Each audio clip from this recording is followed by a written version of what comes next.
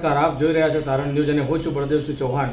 આવો જોઈએ આજના સમાચાર। આજ રોજ સતલાસણાના ગઢવાડા રાવળ યોગી સમાજ બક્ષીપંચ કુમારા છાત્રાલયમાં રાષ્ટ્રીય બાળ સ્વાસ્થ્ય આરોગ્ય કાર્યક્રમ યોજાયો। સતલાસણા વાવના ગઢવાડા રાવળ યોગી સમાજના કુમાર છાત્રાલયમાં હાલ અંદાજે 20 થી 25 જેટલા બાળકો ત્યાં રહે છે અને અભ્યાસ કરે છે।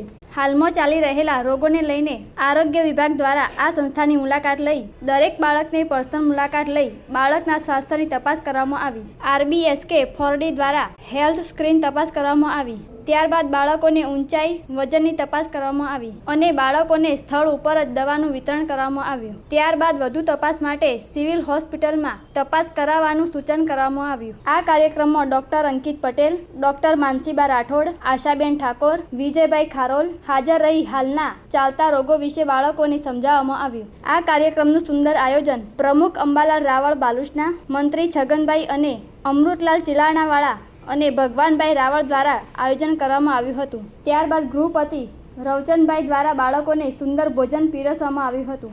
કેમેરામેન શૈલેષ પટેલ, તારણ ન્યૂઝ સતલાસણા। તમારો ટૂંકો પરિચય આપશો? RBSK ટીમ સતલાસણા, ડૉક્ટર અંકિત પટેલ અને મારી સાથે છે ડૉક્ટર માનસીબા રાઠોડ। શાનો કાર્યક્રમ કર્યો આજે?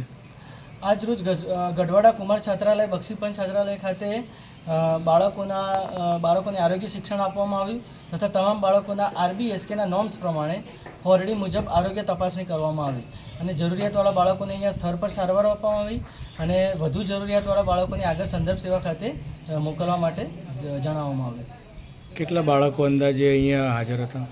આજ રોજ 22 બાળકોની આરોગ્ય તપાસણી કરવામાં આવી છે। તમારો પરિચય આપશો?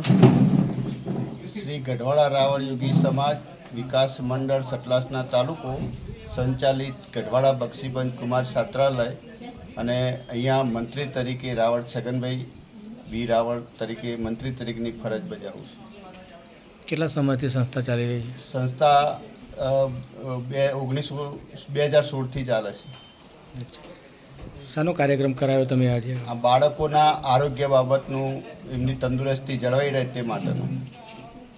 કેવો રિસ્પોન્સ મળ્યો આજના કાર્યક્રમનો તમને? અમને સરકારી હેલ્થ ઓફિસર તાલુકા લેવલથી જે તે ટીમ મોકલી અને એની સારી રીતે અમને સંતોષકારક બાળકોની તપાસ કરી એવો અમને સારો રિસ્પોન્સ મળ્યો છે। તમારા સમાજની જે સંસ્થા તમે ચલાવી રહ્યા છો એનો કઈ ઉદ્દેશ આપવા માગો છો?